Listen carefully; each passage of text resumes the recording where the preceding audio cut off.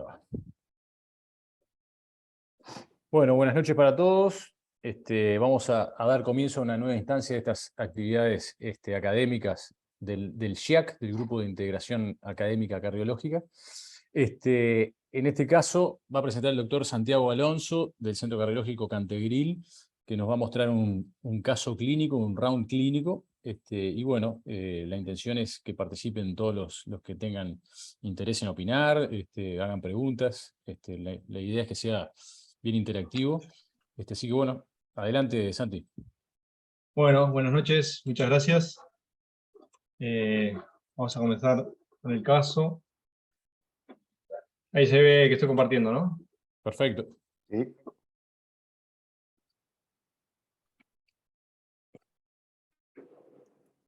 Bueno, la historia clínica se trata de un paciente de 60 años, hipertenso, diabético tipo 2, extabaquista y dislipémico, con antecedentes familiares de muerte súbita.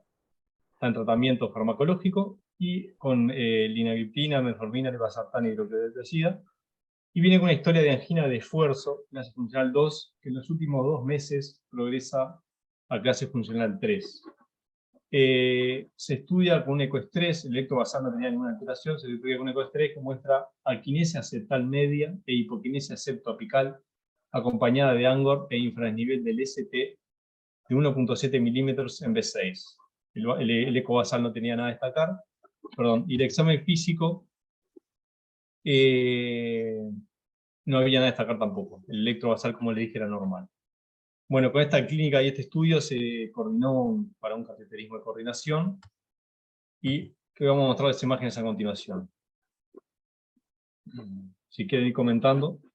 Básicamente, bueno, los que están un poco, capaz que un poco fuera de tema, porque hay médicos de todos lados, lo que se ve es un catéter coronario. No sé si se ve el mouse cuando muevo. Sí, perfecto. Perfecto. Ahí está.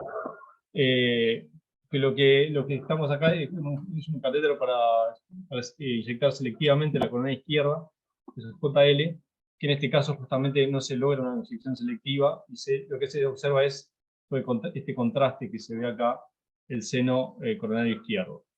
Y se ve eso que se ve ahí, no sé si alguien quiere comentar algo de la imagen que se ve. Bueno, sí, lo que vos dijiste me parece fundamental. Cuesta, o digamos, uno desearía que la cateterización fuera selectiva porque lo que veo es poco. O sea, veo poca coronaria. Está buscando a la izquierda y yo veo poco vaso en la coronaria izquierda. No estoy seguro si veo poco vaso porque hay poco vaso o si veo poca arteria porque la inyección, la opacificación no es completa porque la inyección no es selectiva. En la de la derecha parece como que se arrimó bastante el catéter, pero sigue siendo una inyección no selectiva, y ahí parece verse, uno lo que espera encontrar en el seno coronario izquierdo, que creo que es eso donde está el catéter, es el origen del tronco de coronaria izquierda, y el tronco tiene que dividirse, no tiene, pero debe dividirse en circunfleja y descendente anterior. Ahí se ve un vaso que continúa, tiene un trayecto de, no sé, digamos, 30 milímetros de izquierda de nuestra izquierda a nuestra derecha, que es al revés, y allí da unos vasitos que van para abajo, que parecen ramos septales, y luego se continúa, y no estoy seguro si da mucha colateral. Después hay algo más en su tercio apical. Pero yo no estoy seguro de la anatomía de la coronaria izquierda con esta inyección no selectiva. Todavía seguro no estoy. Ahí está, la idea, ahí va, en principio es que parece que faltan coronarias ahí. A su vez, la inyección que no es selectiva no ve origen de otra coronaria ahí cercana.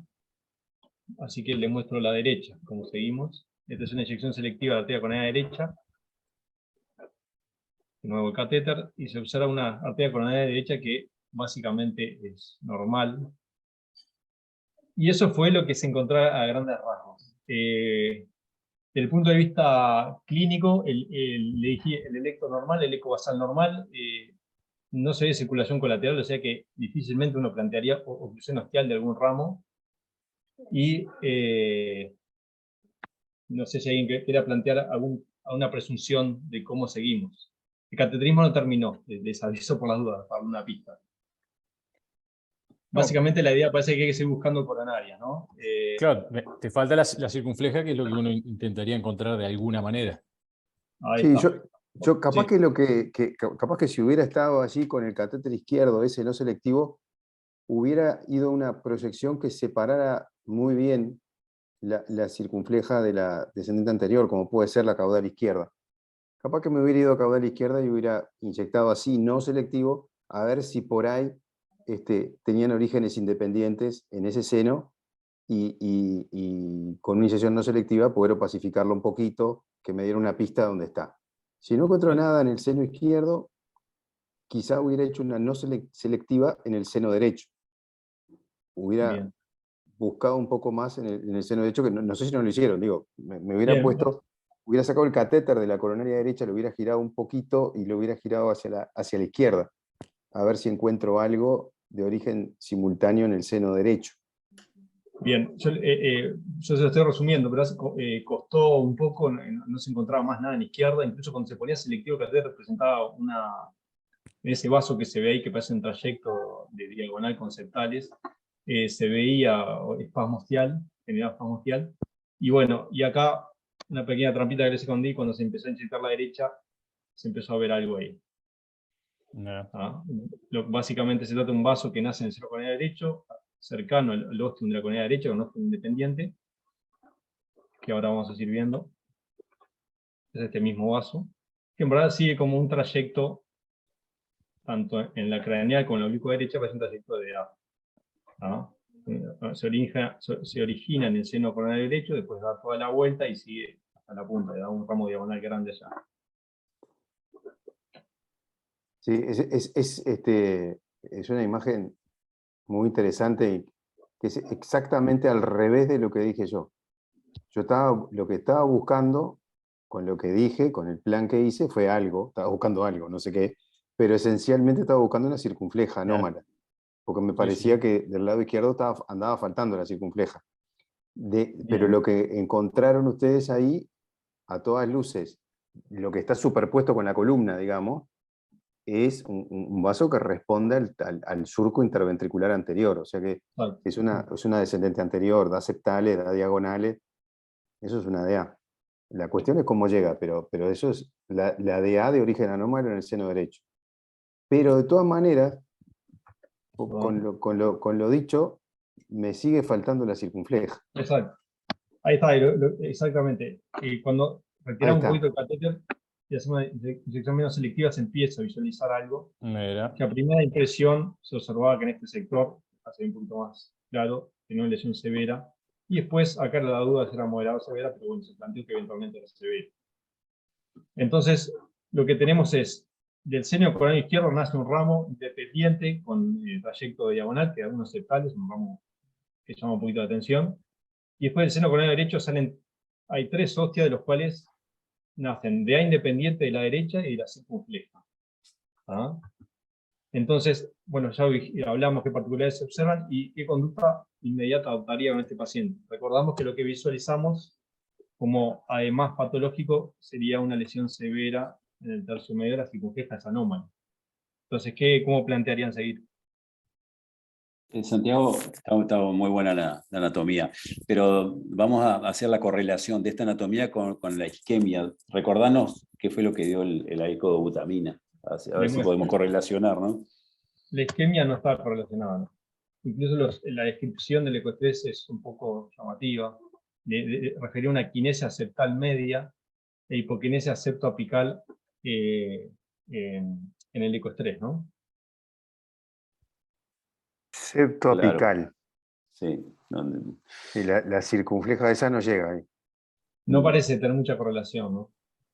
No.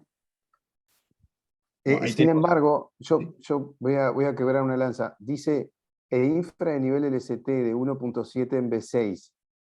Está bien, más allá de que uno esperaría que no hubiera una sola derivación comprometida, pero lo que está escrito, vamos a aquilatarlo. Es cara lateral, y la Bien. circunfleja se supone que va a cara lateral.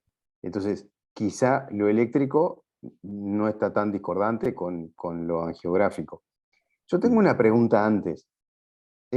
¿Había que hacerle cateterismo? Porque Bueno, el eco tiene 2 segmentos. Septum, ahí, no sé, me parece que son 2 segmentos.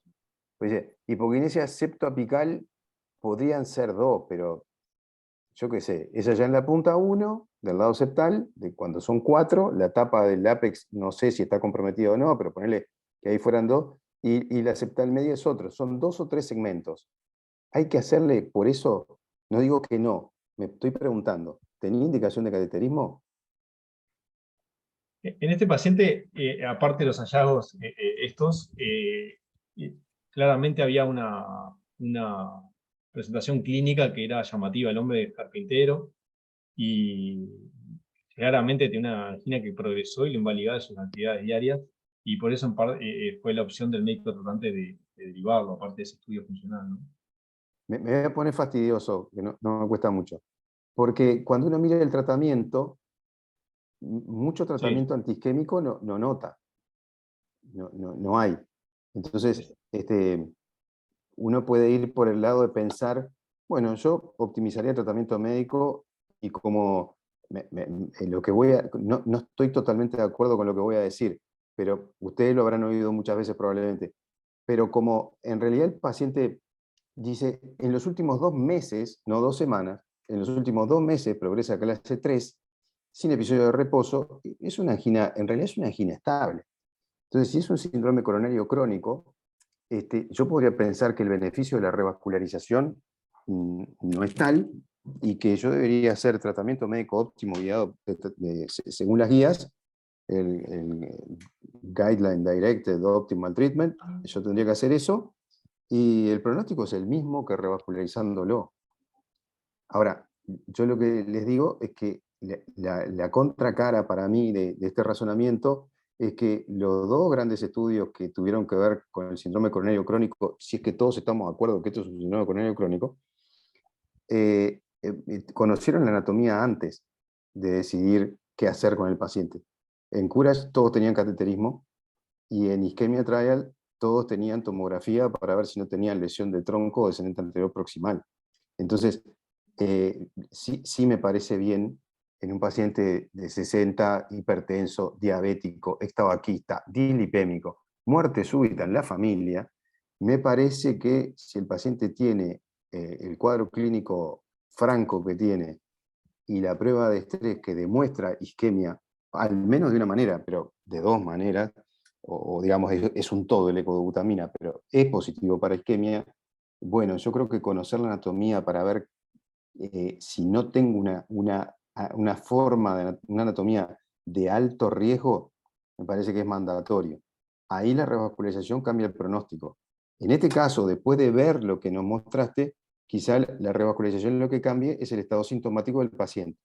Eso sí, me parece que quizás son objetivos distintos.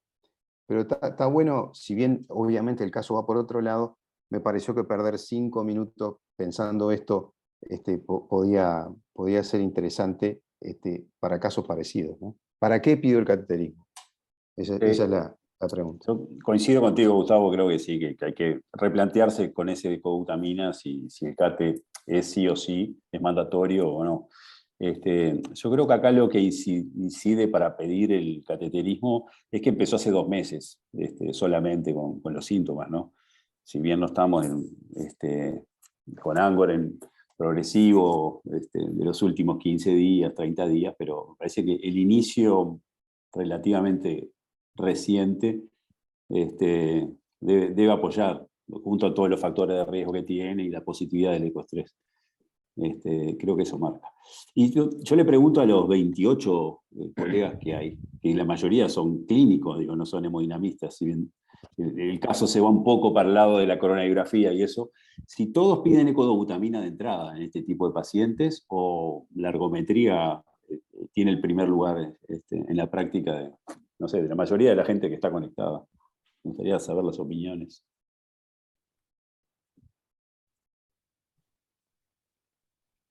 A ver, ¿a quién Capaz tenemos? que Rodrigo, pueden abrir el Andrés, micrófono. veo un montón de clínicos. Elba, ergometría primero, o la ergometría ya no la usamos en estos casos.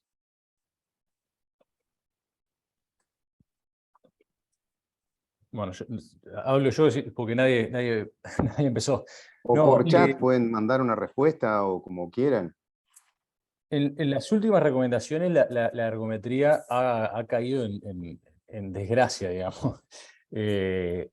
Básicamente, la recomendación es que siempre preferir estudios de imagen, pero la realidad es que en la práctica me parece que es lo habitual es hacer una ergometría, y si la ergometría no muestra nada y uno queda como con dudas bueno, o queda alguna duda del propio estudio, ahí sí pasar a un estudio por imagen en un paciente como este que no tiene revascularización previa, ¿no? Por lo menos en la práctica diaria me parece que es así, no sé qué opina el resto. Yo creo Y que sigue siendo... Sí. Adelante, Carlos. perdón, No, adelante. si la probabilidad pretest en el paciente es alta, la ergometría creo que tiene un papel todavía, me parece. Sí, sí. Tenemos una estadística de respuesta, Hay porque dos tenemos opiniones. dos respuestas, tres respuestas, y creo que las tres son concordantes. Una dice pediría ergometría, otra dice una PEG con un término coloquial, lo voy a repetir tal cual, que dice medio urgente, y me parece bien, tampoco te vayas para tu casa y después vemos cuándo la ergometría te quedó para, no sé, para febrero. Y luego hay otra respuesta también preergométrica. Lo que dijo Rodrigo es tal cual. La recomendación de guía es estudio de imagen. El asunto es si la disponibilidad acompaña la recomendación. Me parece que un poco va por ahí. No, y yo hago ecoestrés y también tenemos el problema de que después todo va directo a ecoestrés, entonces también los tiempos de ecoestrés pasan a ser los tiempos de ergometría. Entonces tampoco está bueno porque cuando tenés que terminar definiendo algún paciente, resulta que los tiempos se te alargan demasiado. Entonces también está bueno hacer como un triage previo, porque si haces una ergometría y no muestra nada, no tiene ni siquiera ángulo de esfuerzo, capaz que no parece ser el caso, porque este ya lo tenía. Pero bueno, capaz que zafás de algún estudio y liberás lugares para otros casos más. No estoy hablando específicamente de este paciente, en general.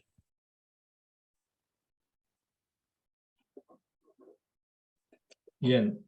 Entonces, si les parece, con lo expuesto, lo que mencionó el Mon, Rodrigo y Mayol, Yo iba a hacer podemos... un comentario Sí. cortito. No, que también es difícil ver un paciente en policlínica que tiene Angor bastante progresivo, que tiene un estudio que es positivo, y jugar de lado, no, decir no le pido el cateterismo es complicado.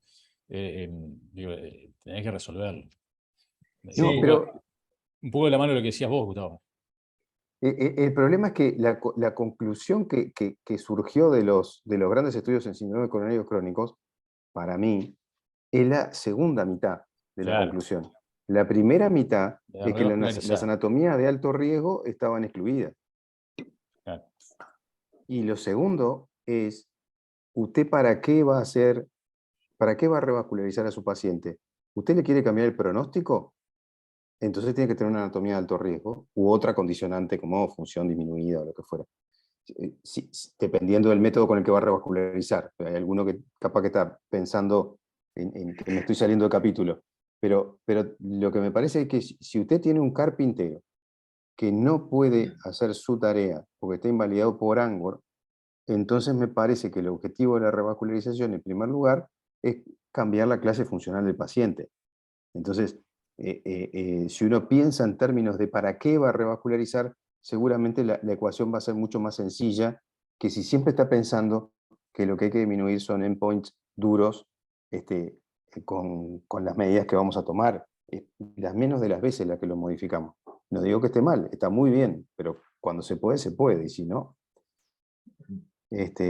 adelante.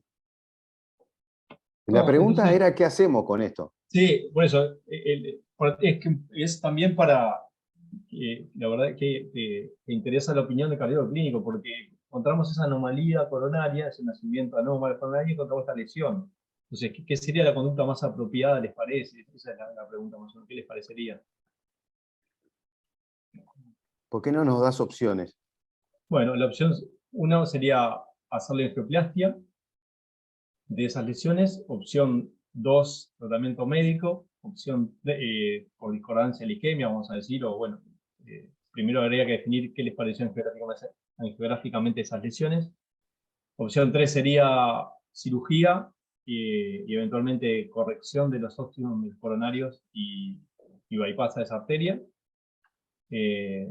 Obviamente que hay cosas disparatadas, pero bueno, cuestión de por lo menos tratar de ir enfocando la charla. Yo tengo una opción que no dijiste, pero está.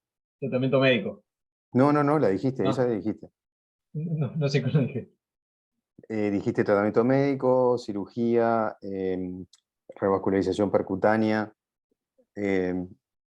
Bueno, Pero, y no, luego te pero seguir que, los estudios para definir a qué corresponde esa anatomía coronaria. No dije eso, perdón, hablé solo de terapéutica. Elba pone allí, se pregunta si pedir un centellograma, porque vos hablaste seguramente amparada en que vos señalaste que hay cierta discordancia entre el ecobutamina y la anatomía. Puede ser, es decir, asegurarse de que la isquemia es en el territorio del vaso enfermo que estamos viendo. Eso podría aportar y dar tranquilidad de que toco donde tengo que tocar. También es cierto que el paciente no nos da muchas opciones, ¿no? Porque tiene lesiones en un solo territorio. Claro, no tiene otra El, cosa, asu- exacto. el asunto es si lo que le provoca isquemia a este paciente son las lesiones que me parece que son ateromatosas o si tiene otro mecanismo de isquemia que Exacto. justifica la discordancia. Entonces, Sí, yo creo que lo que hacia donde apunta Gustavo en este otro aspecto es si hay anomalías coronarias que por sí mismas, ¿no? Sin el agregado de enfermedad aterosclerótica, por ejemplo, pueden generar isquemia, ¿no? claro. Porque realmente esto es una anatomía poco frecuente, ¿no? Seguramente nos vas a ilustrar un poco, Santiago, de la frecuencia de esto, Ahí porque está. acá tiene dos componentes, ¿no? Uno es el que la circunfleja nace anómalamente, pero también la descendente anterior en parte de su trayecto es anómala. Exacto.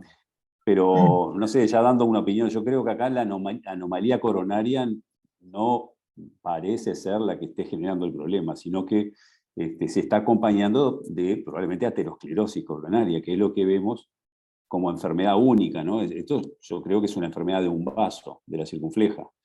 Y de ella, no sé cómo analizaste, viendo el estudio en las propias pantallas de diagnóstico médico, pero parece que hay una sola lesión severa, ¿no? El resto es como que acompañan lesiones moderadas. Sí, nuestro planteo en verdad fue ese, y ya les digo cómo seguimos.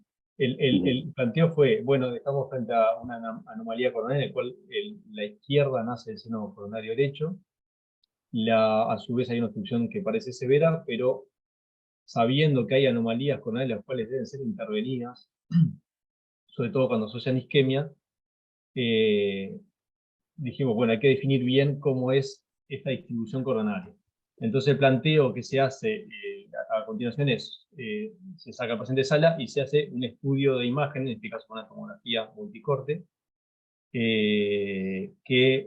idea es definir bien. Esto es un poco lo que hablamos, lo que se encontró, seguimos un poquito adelante, y estas, disculpen, no conseguí las imágenes originales, pero bueno, son las fotos de las imágenes. Lo que se ve básicamente acá, si me siguen con el mouse, es la raíz aórtica, el arco aórtico y aorta descendente, en donde se ve el ramo que tiene trayecto desde la aorta, pasa prepulmonar, este es el tronco de la arteria pulmonar en su bifurcación, sigue un trayecto prepulmonar y sigue el septum intraventricular. Esto es entonces la DA anómala que veíamos, que tiene un trayecto prepulmonar, y como vamos a ver, nos alivia un poco el estrés de una eventual corrección de esta anomalía. Por ahora. En un corte transversal vemos a su vez acá aparece el ramo diagonalito ese que se veía por acá. Nace, este es el seno coronario izquierdo, seno no coronariano y seno coronario derecho. Se observa la coronaria derecha y el otro ramo anómalo que era la circunfleja, que sigue, perdón, Sí, acá por acá atrás, Sí, sigue un sí. trayecto retroaórtico en la arteria circunfleja. ¿Tá? Así que trayecto retroaórtico y prepulmonar. ¿Tá? Vamos a ver ahora a continuación cuáles son los que importan en las anomalías coronarias. ¿Tá? Entonces, lo que dijimos, trayecto prepulmonar de arteria descendente anterior y trayecto retroaórtico de arteria circunfleja con placa calcificada, que plantean una estenosis moderada en su tercio proximal. Eso es lo que informó la tomografía. La pregunta es ahora si nos cambia la conducta. Pone un poquito la angio en donde se ve la DA y la circunfleja. Jorge, vos que ¿El tenés CAT una... decís? Sí, el CATE. Vos que tenés una historia prolongada en... No, y sí, es ¿Qué quiso así. decir? Sí, sí, sí. No, pero es Es verdad, no fino dije que fuera el único. el No dije que término es fuera el fino. único, pero sí es así. ¿Hay podía haber habido alguna forma de objetivar si había un trayecto prepulmonar o retroaórtico por angio? ¿Certera? Sí, sí, podíamos haber combinado la inyección en coronarias, haber inyectado también o en aorta o en pulmonar, ¿no? O sea, lo que uno creo que es un poco hacia donde nos va llevando Santiago, que esas anatomías de anomalías coronarias que son de cuidado y tal vez de tratamiento quirúrgico son aquellas en las cuales hay trayectos interaórtico-pulmonares, ¿no? Que puede haber compresión extrínseca de los vasos. Se da sobre todo cuando el tronco de coronaria izquierda, lo hemos visto en adultos y en niños también, surcan entre ambas estructuras y pueden ser compresibles y dar síntomas y dar muerte súbita y son de sanción quirúrgica. Creo que por las imágenes que fueron muy buenas, no hay ningún trayecto interaórtico pulmonar, ¿no? Por la tomografía. No, no, es más, La- hicimos un ortograma que lo vi, no nos aportó nada, y no seguimos con hacerlo inyección de derecha a izquierda, por el hecho de que tenemos que definir aparte otras cosas que hoy por hoy se definen bien con la tomografía multicorte, como el tipo de nacimiento, si es un nacimiento en ángulo agudo, si es un nacimiento asintado, que tenga un tipo de otras características anatómicas que lo ponen en alto riesgo, como vamos a mostrar. Ahora, No quise decir de ninguna manera que la tomografía no es el estudio de elección. Hay que hacer una tomografía. Ese es el estudio de elección. Simplemente lo que está bueno de esa angio es que da la impresión de que circunfleja y DA no caminan por el mismo lugar. Entonces, como dice Jorge, si vos podés opacificar lo que está en el medio, podrías eventualmente tener una idea de cuál es el trayecto que esos vasos anómalos tienen. Todo lo demás que vos dijiste, sin duda que es privativo de la tomografía, ni que hablar. Lo que parece ser que esta anomalía de circunfleja es de las más frecuentes, ¿no? Es las que más vemos. Y la aterosclerosis en general está en ese lugar donde lo tiene este paciente, ¿no? Sí, tal cual. Pero dale adelante porque seguramente revisaste todo esto. Bien. Bueno, el tema fue así, el tema, no dijimos qué hacíamos con esto. Sí, intervenimos, no intervenimos, operamos, no operamos. Lo que pasa es que vos cambiaste la jugada, porque vos excluiste, por ahora, Sí. parece que excluiste mecanismos de isquemia vinculados al origen anómalo. No hay trayecto interaórtico pulmonar. Bueno, no ahí va, no dijiste... lo dije, está bien. No, está perfecto. Y me parece que no hay otra cosa, como un trayecto intraparietal, que a veces corren por la pared de un vaso. Sí. Entonces eso también puede ser por aflautamiento, pueden causar isquemia, sobre todo cuando es en la pared aórtica. A veces corren por la pared de la aorta. Entonces, si eso no está, entonces a mí me parece que volvemos al primer planteo. El único motivo para estar en clase 3 es la lesión de circunfleja. Entonces, si encima no está entre dos vasos que puedan apretar un stent, creo que la lesión es totalmente angioplastiable y que no tiene indicación de mandarlo a operar para corregir los orígenes anómalos. Pero ahí me gustaría escuchar a un cirujano cardíaco. Si quieren avanzar un poquito más antes que hable Dale, Víctor, dale. me refiero, acá volví a preguntar el tema de conducta porque muestra la tomografía estenosis moderada. Eso, ¿qué opinan con eso? ¿Les cambiaría decir, bueno, no, debe ser moderada o me guío por la angiografía?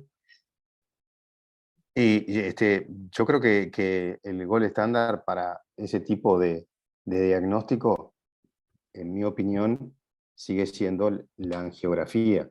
Entonces, Sí. creo que la derecha es angiográfica. Pero vayamos a la hipótesis, que para mí es nula, de que la tomografía tiene razón. El paciente está en clase 3 y tiene isquemia en B6, Claro, en cara lateral. Entonces, por más que fuera moderada, si lo fuera, angiográficamente no lo es, pero de ninguna manera, pero si lo fuera, creo que la indicación de tratamiento está igual. Bien. Para mejorar la clase funcional, vuelvo a insistir en lo mismo. Acá lo que pasó, para complicar más la cosa, fue que persistía con la angina progresiva el paciente y en verdad fue un tema de trámite burocrático, se pidió como angioplastia diferida para hacer la cirugía, pero el fondo solicita un centellograma que descarta evidencia, que descarta isquemia, perdón. Y Elba lo pidió. Que Elba pidió, exacto. ¿Y ahora qué hacemos? Bueno, pasó Lo lo corto, seguimos rompemos. adelante. O sea, el paciente después empezó con tratamiento óptimo y seguía muy sintomático, por lo que seguimos adelante. Yo se lo hubiera hecho con bicicleta, porque viste que el dipiridamol...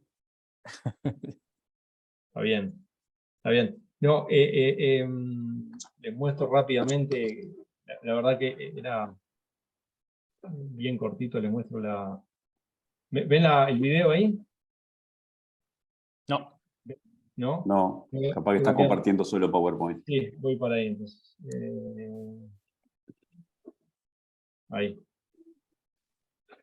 Entonces lo que decidimos fue intervenir, se pasó guía. Ahí se ve el video. Sí, perfecto.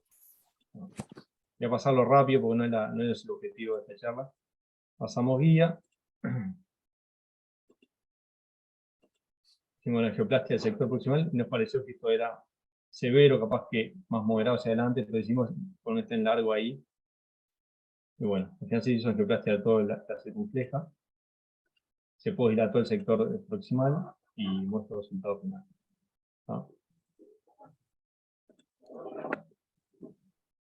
Bueno, eso fue. Volvemos ahora a donde estábamos. Y vamos a hacer un poquito la revisión de esto, anomalías coronarias. Discúlpenme que tengo que...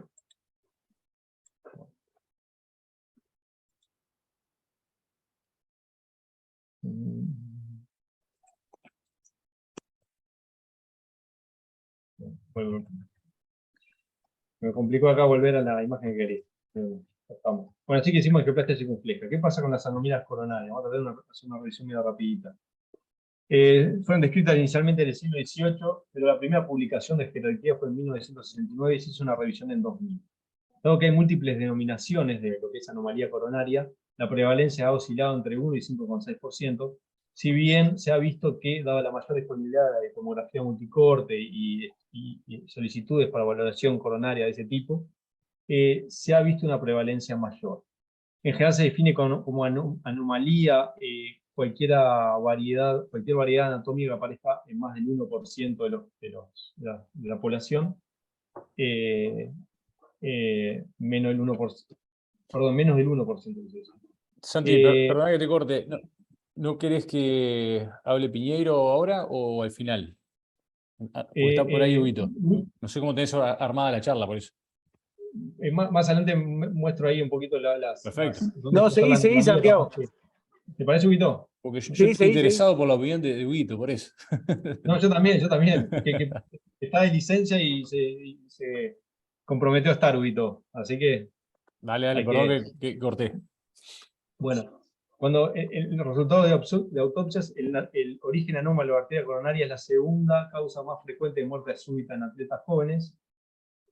Y a su vez hay cosas que no deben considerarse como anomalías coronarias, que son variedades individuales menores. Como ustedes ya saben, la mayoría, la más frecuente, el nacimiento del ramo de P de la arteria, que lo habitual es que nazca aproximadamente, según la serie, de un 70% de la derecha, que bueno, que nazca a la izquierda o de los dos lados. A su vez, orígenes separados de la de AICX es otra alteración que puede ocurrir frecuentemente. Que es lo normal que hayan, el número de hostias sea entre 2 a 4. 4 sería el caso que existe nacimiento independiente de la DA, de la circunfleja, y un intermediario, aparte de la derecha. Yo en mi parte nunca vi uno. En esa situación de nacimiento anómalo 3 vasos en el seno izquierdo. Y bueno, la ubicación en los senos correspondientes, la orientación proximal, o sea, cómo sale, y esto es importante porque esto determina uno de los elementos pronósticos más allá del trayecto, es el nacimiento de la coronaria desde la pared aórtica. Lo habitual es que nazca entre 45 y 90 grados. El curso es habitual directo desde el ortogalestino. El curso medio es subepicárdico y no intramiocárdico. Y la finalización es en los capilares y no en otra cavidad endotelizada, como puede ser una fístula. Entonces, la clasificación de las anomalías se dividen según si es una anomalía del origen, como puede ser acá, que el nacimiento, como ven, de la coronaria izquierda nace de la arteria pulmonar. En otro caso que se ve acá es el nacimiento a la izquierda del seno coronario derecho, que es un poco el caso que vimos ahí. En este caso ven que tiene un trayecto interarterial, que eso vamos a ver que es fundamental, como mencionaba Jorge, desde un punto de vista de pronóstico. Y también la atresia, que en verdad es poco común en adultos, no se ve, básicamente. En cuanto al trayecto, también puede tener puente intramiocárdico, es algo que no debe ser considerado una anomalía coronaria, ya que un 25% de la población lo tiene. La presencia de un aneurisma coronario, que en congénito se ve con poca frecuencia, es mucho más frecuente ese adquirido, o la presencia de una fístula coronaria. Entonces, en el origen, como dijimos, bueno, son la variante que vimos. Todo lo que se le ocurra puede pasar. Nacimiento desde la DA, desde la derecha desde la izquierda, y todas las combinaciones que se le ocurran. Eso sería, por ejemplo, arterias coronarias invertidas. Pueden haber una coronaria única también. Y bueno, todas las variedades que se le pueden ocurrir están. El origen desde el seno opuesto de una coronaria, como anomalía, es lo más frecuente desde el punto de vista clínico y lo más relevante. El origen en un seno no coronario es muy raro, y la importancia que tiene que el nacimiento de una arteria coronaria en el seno coronario opuesto, que vamos a ver que lo habitual es que sea a la izquierda, tiene importancia ya que implica el 17% de muerte súbita en atletas jóvenes. Es un estudio de 1984, como ven acá, en el cual se fotografiaban pacientes con muerte súbita y se comparaban pacientes con muerte de causa conocida versus muerte súbita o muerte de causa desconocida. Y se vio que el nacimiento agudo era más frecuente. En este caso, ven que la pared con el nacimiento de la coronaria derecha, al igual que acá, que bueno, es un poquito raro, pero igual que acá, tendría una jerarquía en agregar riesgo, aparte de si tuviera trayecto interarterial. Lo mismo si existiera lo que llaman las crestas en el nacimiento de la coronaria. En cuanto al curso, dijimos que tiene anomalía en el origen. El curso, seguimos en la terminación. En cuanto a la anomalía del curso, puede ser retroaórtico, interarterial, subpulmonar, prepulmonar, retrocardial.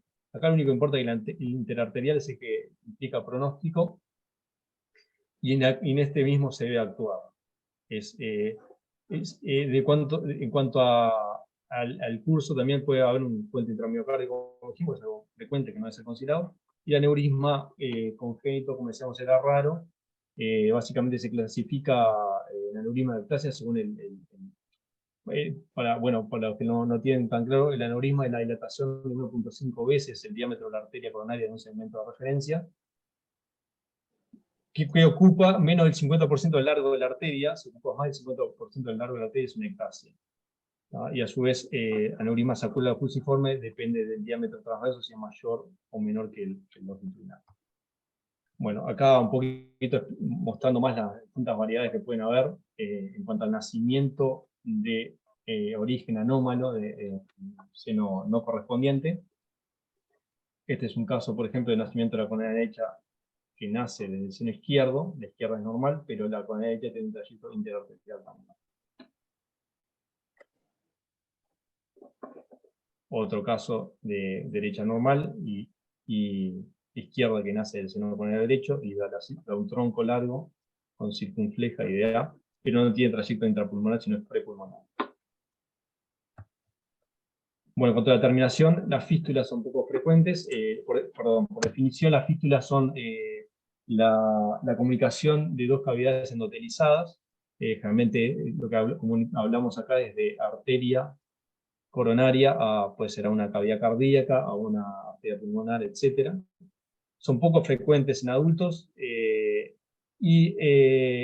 como vamos a ver, tienen igual a veces cuando aparecen hay que actuar. O, en algunos casos, no depende del grado de tensión que tengan, el grado de isquemia que tengan por fenómeno de robo. A su vez, la estenosis o atresia del origen con compromiso también es raro encontrar. ¿Cuál es la importancia clínica del pronóstico? Bueno, en verdad es un poco comprendido, porque se han hecho pocos estudios, y los estudios en su mayoría son retrospectivos y enfocados a justamente atletas jóvenes, que es donde más se diagnostica esta patología.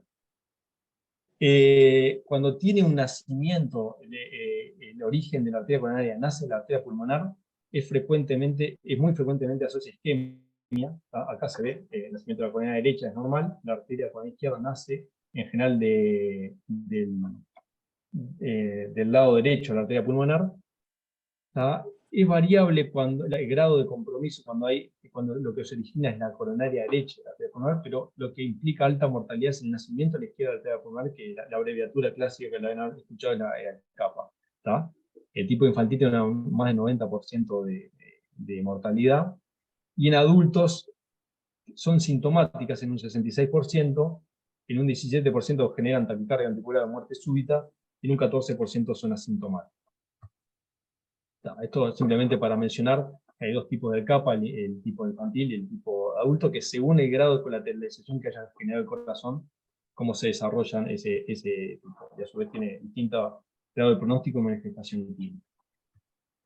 ¿Qué pasa qué implicancia tiene el nacimiento de una arteria del seno contralateral, o por lo menos de otro seno que no sea el correspondiente?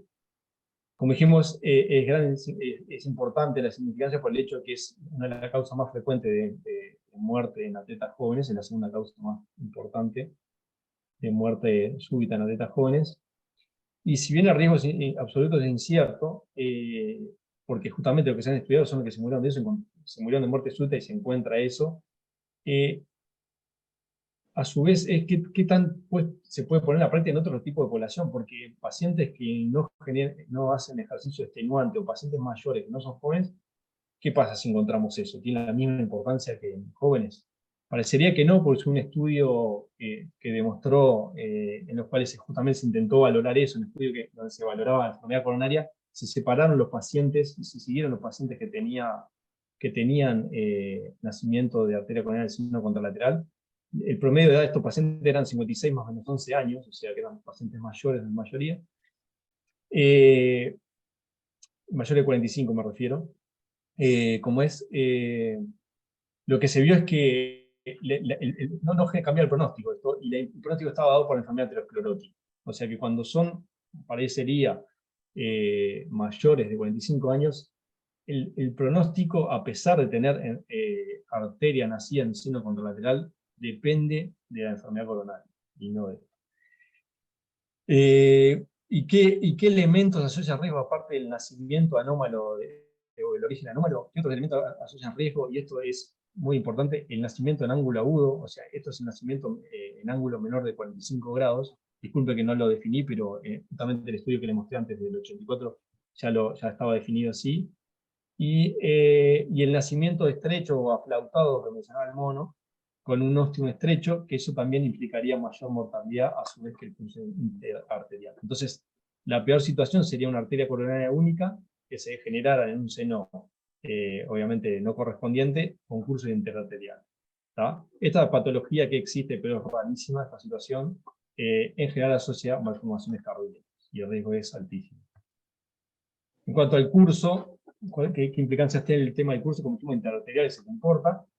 El puente intermiocárdico en aneurismas El impacto en el pronóstico es debatido, tanto para puente intramiocárdico como para aneurismas chicos, pero para aneurismas grandes en los cuales pueden ser causantes de eventos coronarios agudos, eso sí se ven intervenir. Bueno, el riesgo, cuando existe estenosis del ostium o atresia, aumenta el riesgo de muerte súbita, sobre todo en neonatos. Hablamos que es muy raro en adultos. Bueno, esto es un poco para mostrar las variedades que hay, que ya mencionamos algo, vamos a seguir adelante. Y en cuanto a la terminación, la importancia de las fístulas es también, si bien aparecen raramente, los síntomas del pronóstico dependen en gran medida del grado de cortocircuito que tenga, siendo los más severos cuanto más grande la fístula se manifiestan en la infancia, y en adultos se pueden a veces aparecer como elementos, como cuadros de insuficiencia cardíaca, de disnea y compromiso del ventrículo derecho. Muchas veces con elevación de troponinas que hay que investigar. Entonces, ¿cuáles son los mecanismos fisiopatológicos que explican esto? Que explican la isquemia, por qué una arteria con origen anómalo puede generar isquemia. Clásicamente, una de las primeras teorías era que la compresión entre grandes vasos con el trayecto interarterial generaba una oclusión transitoria de la arteria coronaria y eso generaría una alteración de irrigación. Esto parece poco probable porque la arteria pulmonar es un conducto vascular de baja presión, excepto, bueno, capaz que se puede aplicar el mecanismo si fuera una hipertensión pulmonar severa. Otra cosa es que parece poco probable este mecanismo porque en el lugar más proximal de la arteria que pasa interarterial, y capaz que Huguito me puede corregir, en general la coronaria se encuentra dentro de la pared aórtica y ese trayecto más proximal no es interarterial, donde más sufriría. Un mecanismo que parece en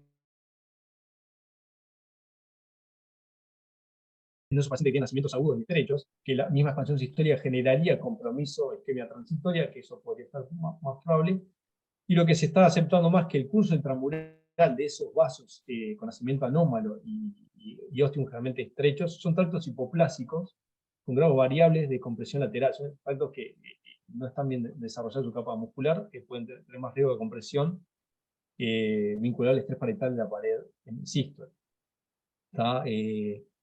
En cuanto a estudios con IVOS, han mostrado que tiene una imaginación aproximada intramural que se ve a veces en la arteria en la pared aórtica.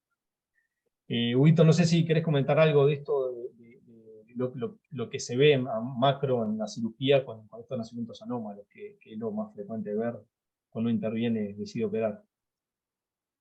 Hola, hola, ¿cómo están todos? Buenas tardes. Tomando en cuenta todo el resumen excelente que hiciste de todas las anomalías y centrándonos únicamente en el nacimiento anómalo, no en las otras anomalías congénitas, es así. Mayormente lo que lleva a la cirugía es aquellos nacimientos anómalos que tienen un trayecto intramural. El trayecto intramural es uno de los mecanismos más, más comprobados de la producción de la isquemia, y sobre todo los que nacen del seno coronario izquierdo. También otro de los mecanismos que tienen, luego de la arteria salir del trayecto intramural, hacen un ángulo agudo, un ángulo muy agudo, y eso también es otro de los mecanismos que tiene de isquemia transitoria. Un mecanismo que es más importante que el del trayecto interarterial con la pulmonar, como vos explicaste. El otro mecanismo en los nacimientos anómalos que tenemos que corregir también es el tema de esos ostium. Habitualmente son ostium que no son normales, son más bien como un ostium en forma de herradura.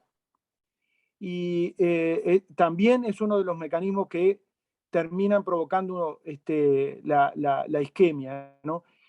Yendo al caso que presentaron, este paciente es un paciente que tiene 60 años con factores de riesgo, y por el estudio que se mostró, no parece ser la anomalía congénita la causa de su cuadro clínico.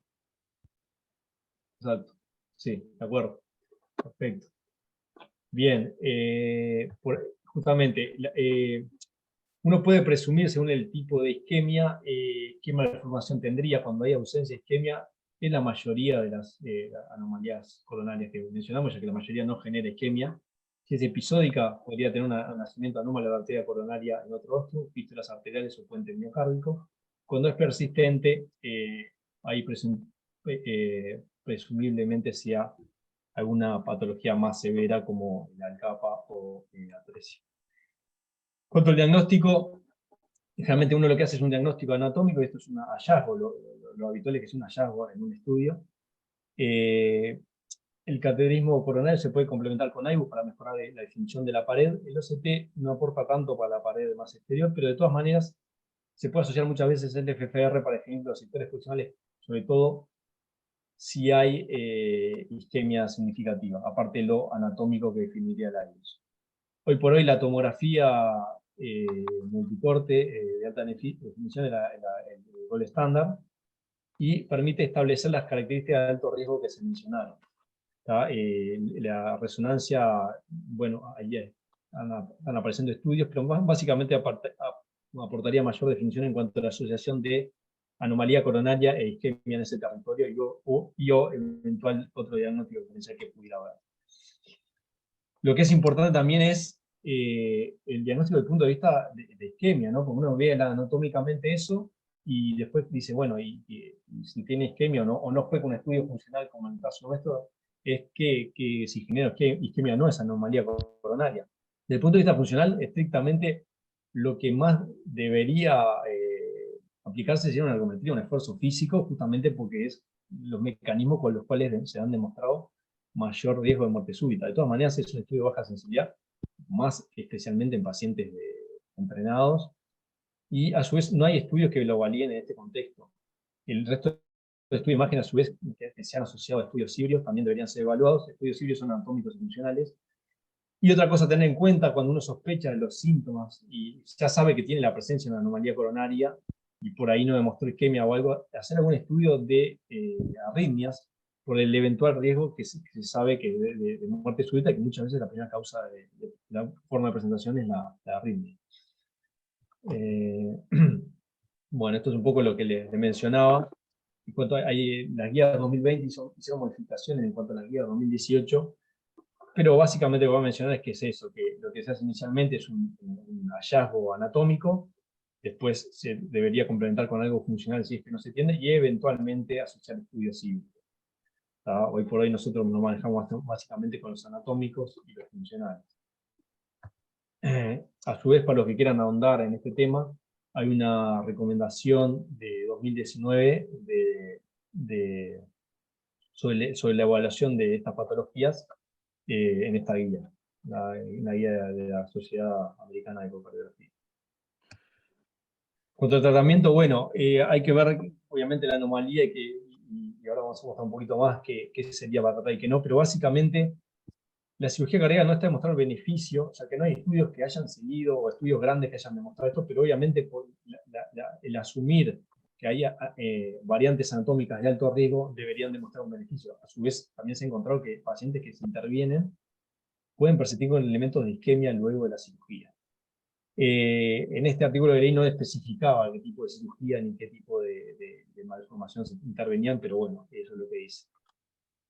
Por ejemplo, en la angioplastia también intervendría en los casos de un trayecto intramuscular que una vez que se aplica todo el tratamiento médico y no mejora, eventualmente se podría considerar, sabiendo que esto tiene un alto riesgo de estenosis. Todos los trayectos intramusculares coronarios generan estenosa mucho más que la coronaria normal. Cuando hay un origen anómalo en la arteria pulmonar, lo habitual es que sea quirúrgico. Esto estamos tirando conceptos grandes porque después mostramos la guía igual. Y el curso interarterial, siempre intervenir, habitualmente se interviene siempre, sobre todo cuando hay nacimiento a la izquierda. El puente intramiocárdico, como dijimos, inicialmente tratamiento farmacológico, que puede ir desde beta-bloqueantes, calcitonistas y gravaína. La idea es disminuir frecuencia de estrés parietal, evitar los vasodilatores, al igual que los aneurismas, porque pueden generar una caída de flujo proximal, caída de presión proximal como tal. En cuanto a la terminación, habitualmente dijimos que las fístulas es un seguimiento, y según el grado de importancia y de fenómeno de robo que pueda provocar, se decide si una intervención percutánea para cerrar con coils o plugs, o eventualmente la ligadura quirúrgica. Hay que tener en cuenta también que muchas veces puede pasar desapercibido para el cardiólogo clínico, que la presencia de fístulas tiene ciertos riesgos de endocarditis, por lo cual hay que tener en cuenta la profilaxis en procedimientos invasivos urinarios, dentales o digestivos.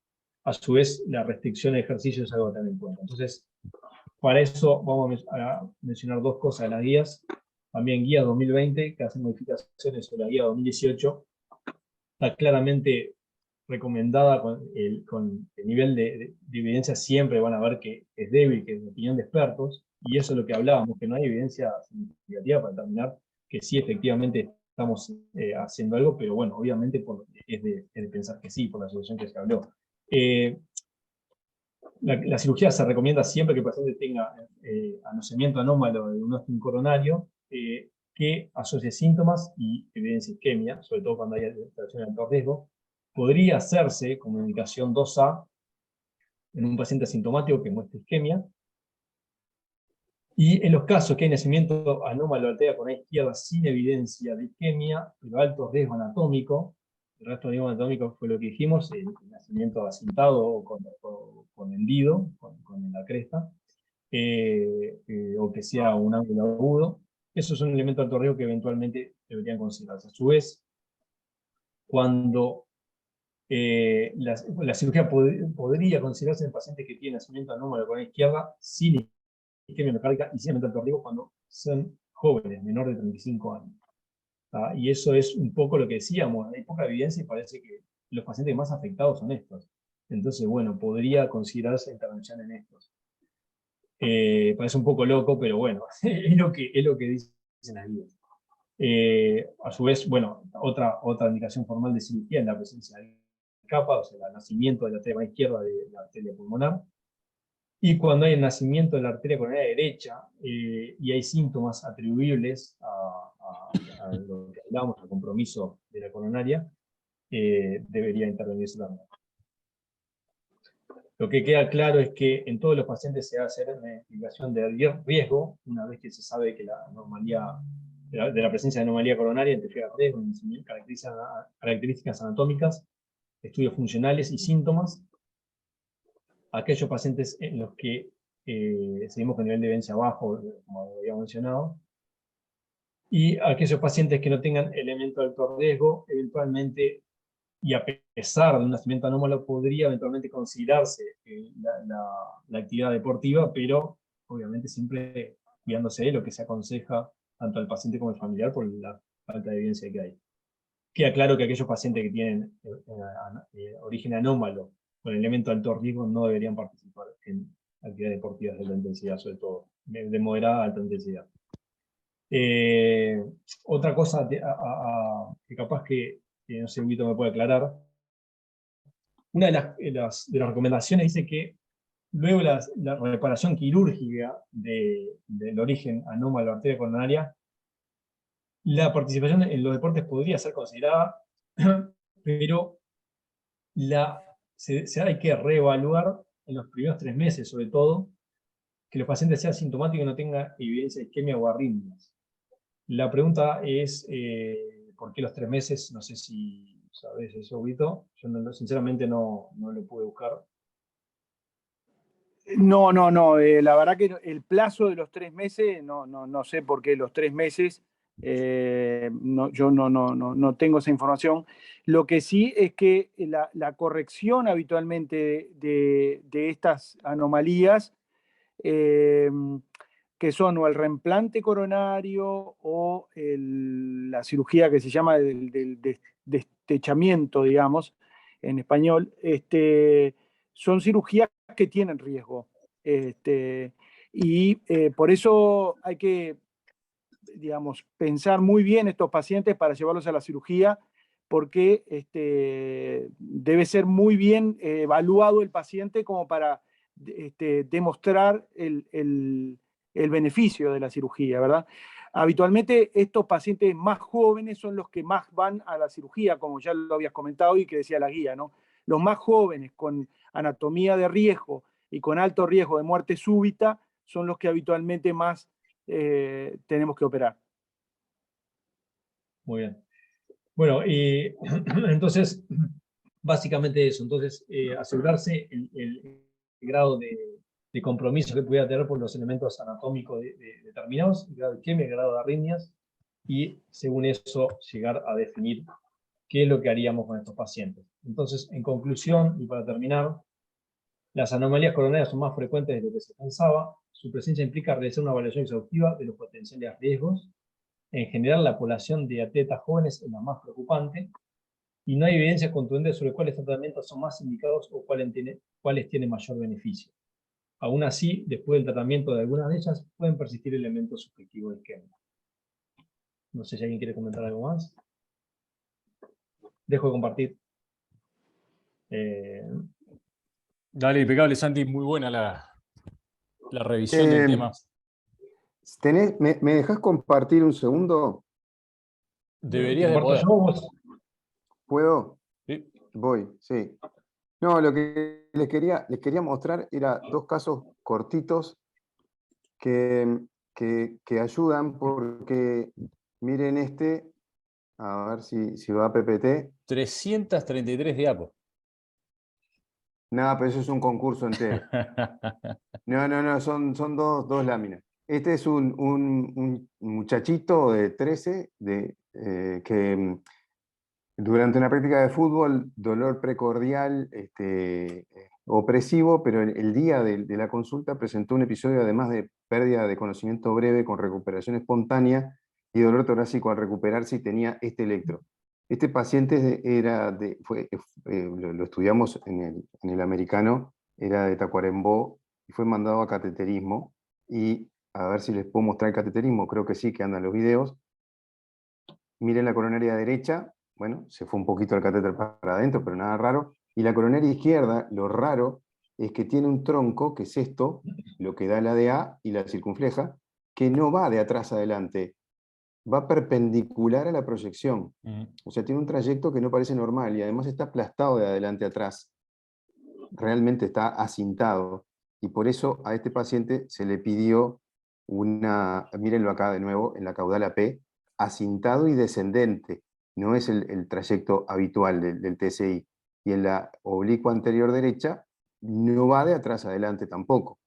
Entonces, a este paciente se le pidió una tomografía, y distinto a lo que mostró Santiago, porque la anatomía es distinta, lo que tiene es un trayecto interaórtico pulmonar del tronco que nace del seno derecho, que es acá está a la derecha, transcurre entre ambos grandes vasos y toma como los transportes desviados a su ruta del surco interventricular anterior, en donde ahí se divide en la rama que va para atrás, que es la circunfleja, y la que va para adelante, que es la DA. O sea que es un tronco interaórtico pulmonar, y además el trayecto es intraparietal, de acuerdo al informe tomográfico. Acá tienen la reconstrucción longitudinal del vaso, y ven que el tronco está absolutamente acintado en la pared vascular y en el trayecto interaórtico pulmonar, y acá tienen otras imágenes. Este es uno, me parece que es sumamente interesante porque abona el concepto del riesgo arrítmico. El paciente tuvo pérdida, cuando se sincopó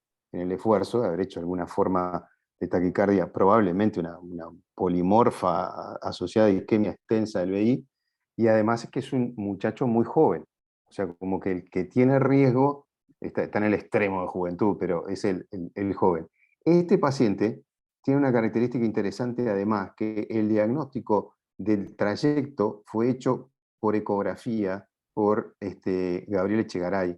Yo debería tener, no me acuerdo si está, pero debería tener la eco. La pared, la ventana era envidiable, y acá está. Y la imagen espero que el video se reproduzca, porque es de hace un tiempo y era otro formato de video. Lo que se ve es, acá está, el tronco entre la aorta y la pulmonar. Entonces, bueno. el trayecto interaórtico pulmonar se veía por eco transtorácico. Está bien, era un ecografista especializado, y el paciente tenía 13 años. Este paciente fue a cirugía, y alguno de ustedes, Hugo, realizó una cirugía que tengo entendido que lo que hicieron fue destechar el tronco en el seno izquierdo, porque el trayecto era intraparietal. Tengo entendido que hicieron un neo-ostium del tronco. Exacto. Sí, sí. Lo importante ahí es hacer eso que vos decís, porque el trayecto es intramural, lo que llamamos, ¿no? Entonces, ese es el mecanismo más importante de la isquemia que le produce, y la cirugía consiste en eso, de exponer la arteria y hacer un neostium. Muchas gracias, Huguito. No me acordaba exactamente y lo que no puse ahí fue una descripción, pero ya sé tanto de este caso. Pero lo que les quería mostrar es este otro que me parece súper interesante, que era ya lo pongo en presentación, una mujer de 43 que consultó por angina y disnea clase funcional 2. Esto era el año 2004, comprobándose un soplo sistólico. Se le hizo un centellograma y tenía isquemia ínferolateral, tenía cavidades derechas dilatadas con FEBI normal, tabiques íntegros, algo de hipertensión pulmonar, y no se logró cateterizar la coronaria derecha. Y estos son los videos que estaba un poco distraído porque los tuve que convertir ahora, pero quedaron bien, y miren lo que tenía. Esto fue en el angiógrafo del primer piso, y cuando se inyectó la coronaria izquierda, miren cómo va el contraste. Rellena la coronaria izquierda, llega al ápex, y por colateralización masiva, llega a la coronaria derecha, que termina tirando contraste en una estructura mucho más grande que ella, acá, que es la arteria pulmonar. Mírenlo en la Spider, se inyecta la coronaria izquierda, que es enorme, desarrollada, flexuosa, lo mismo que la derecha, y es como un trayecto fistuloso, es una anastomosis cabo a cabo con la derecha que fistuliza no fistuliza, tiene un origen anómalo en la arteria pulmonar y se comporta como un shunt de izquierda a derecha. Claro. Lo que tiene es un arcapa, no un alcapa. Entonces, me pareció un caso interesante que también operaron ustedes y reimplantaron la coronaria derecha en la pared aórtica, no estoy seguro exactamente dónde.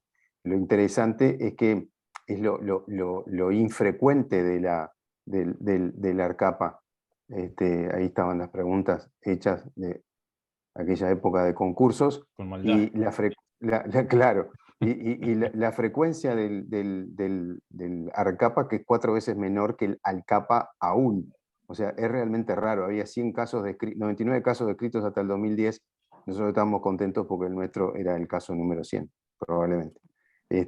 No hay nada más. Quería mostrar eso porque me pareció que eran dos anomalías interesantes, y como se aludió mucho al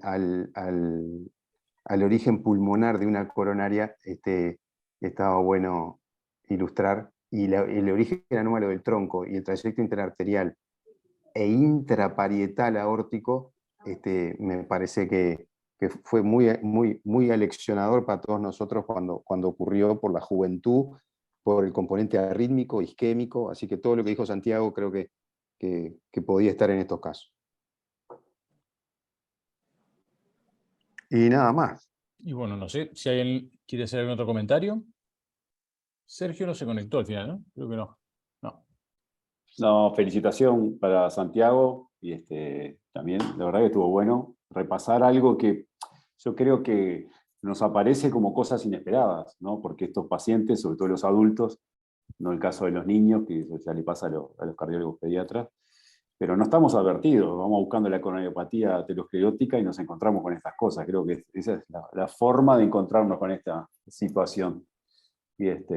Pero está bueno porque hay novedades, está reordenado, digamos, todo esto, de los nacimientos, de los trayectos, de dónde terminan, y bueno, hay que buscar soluciones. Así que felicitaciones, Santiago, estuvo bueno, muy bueno. Gracias. Muy bueno, Sí, Santi. estuvo muy bien. Yo quiero levantar, para mí hay que levantar dos cosas. Los mecanismos de isquemia me parecen fundamentales, porque si no la decisión de revascularización va a estar equivocada, o la conducta va a estar equivocada. Entonces, conocer los mecanismos de isquemia y cómo varían según la edad del paciente me parece fundamental. Y creo que la imagenología que no termina en la coronariografía me parece otro concepto sumamente importante. Lo otro que me parece sumamente importante es cómo varía la importancia pronóstica del origen coronario anómalo o de la anomalía coronaria de acuerdo a la edad del paciente. Eso me parece fundamental, no solo para la toma de decisión, sino para darle seguridad al paciente de que quizá tiene una anomalía coronaria, pero bueno, eso no va a cambiar el pronóstico porque tiene 68 años, digamos. Me parecen con 3 conceptos grandes muy, muy interesantes que transmitió Santiago. Bueno, excelente. Muchas gracias a todos y los invitamos el viernes 4 a las jornadas del americano, que bueno, van a ser en modalidad híbrida, pero bueno, los invitamos a que se arrimen los que puedan en formato presencial, que va a estar muy bueno. ¿Dónde va a ser, Santiago? Rodrigo. En el Radisson, el viernes 4 de noviembre. Perfecto, o sea que en realidad tenemos que decir que los esperamos a todos, los esperamos presencial y bueno, el que no pueda, virtual, pero es interesante volver a la presencialidad, siempre hay un plus, así que el que pueda estar, bienvenido. Excelente. Bueno, buenas noches Que para todos.